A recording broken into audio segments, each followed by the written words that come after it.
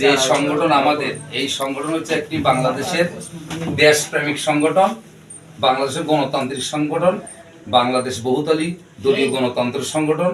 এটা বাংলাদেশের জনগণের সংগঠন, জনগণের রাজনৈতিক দল। আমাদের প্রজন্ম দল এই দলের সাথে সংযুক্ত।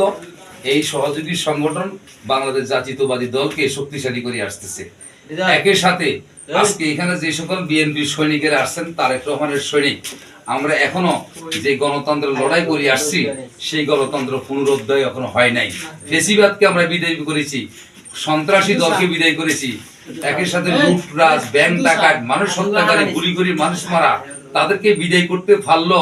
যতদিন পর্যন্ত নির্বাচন সম্পূর্ণ না হবে গণতন্ত্র, ততদিন পর্যন্ত আমাদের উদ্ধার হবে না। তাই আমরা আগামীতে এই ফেসিবাদের বিরুদ্ধে লড়াই করতে হলে এখনো শক্ত অবস্থানে থাকতে হবে, ঐক্যবদ্ধ থাকতে হবে। সেই ঐক্যবদ্ধের একটাই কারণ হচ্ছে, আগামীতে আমরা নির্বাচনী রোডম্যাপ না হওয়া পর্যন্ত আমাদের সকলকে ঐক্যবদ্ধ থেকে আন্দোলনে প্রস্তুত থাকতে হবে।